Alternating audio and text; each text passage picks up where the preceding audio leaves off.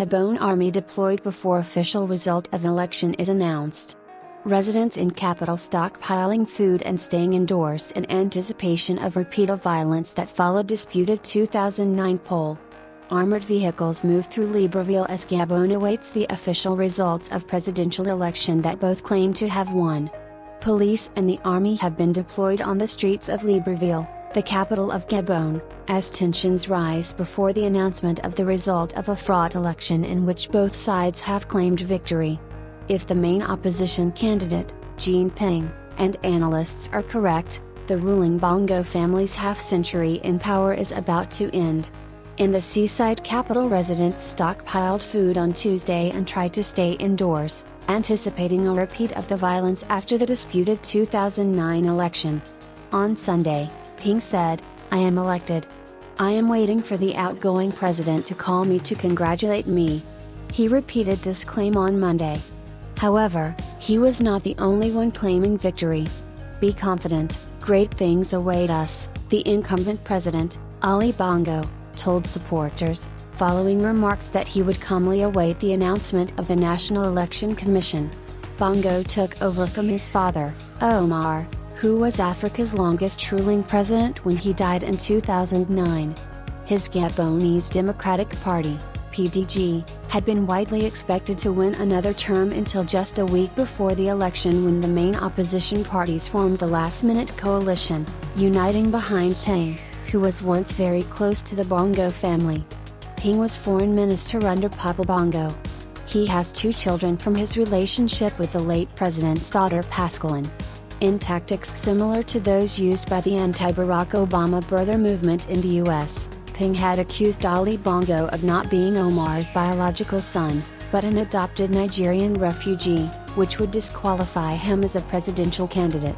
He also called the incumbent president a genocidaire, a thief and a pyromaniac in a Facebook post that led to Bongo opening proceedings against him. Ping reacted by saying that he had lodged a case against Bongo at the International Criminal Court in The Hague.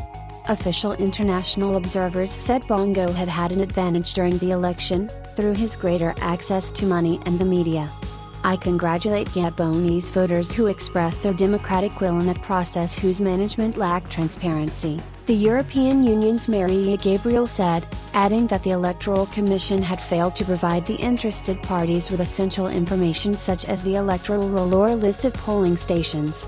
Those remarks prompted Bongo's spokesman to accuse the Observer's mission of overstepping its mandate.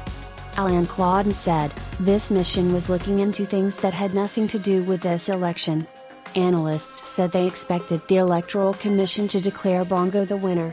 François Conradi, the head of research at NKC African Economics, said, "Incumbency isn't what it used to be, and Ping has run a good campaign." Bongo depended entirely on his PDG network, which he has, a bit ironically, weakened by cleaning up government, so he has less to hand out. That's a big part of the reason so many PDG operators are now opposition.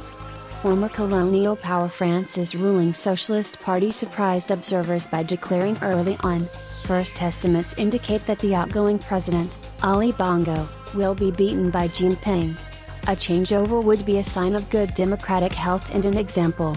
2 parliamentarians from President François Hollande's party, Jean-Marie Bockel and Jean-François Mancel, went even further, congratulating Ping for winning the election. "The ingratitude. How many Bongo millions went to Flambe's campaign?" said Conradi, referring to Hollande by one of his nicknames. Omar Bongo enjoyed strong links to France and was known as a pillar of France-Afrique, the term for an underhand network of influence, money and power between France and its former colonies in Africa. But France has been less friendly towards his son. Ali Bongo's chief of staff was arrested last year in Paris in connection with an investigation into corruption. Last year, tapes of Bongo's conversations with Michel Thommy, a controversial Corsican businessman known as the last of the Godfathers, were leaked to the French investigative website Mediapart. They suggested that Bongo had received luxury watches, vehicles and trips in private jets in return for his patronage. He announced last year that he would give up his share of the inheritance from his father, declaring that all Gabonese citizens were the heirs of Armoured Bongo. Gabon is one of Africa's richest countries, but the majority of its citizens did not enjoy the benefits of its great oil wealth, with a fifth living on less than $2 a day.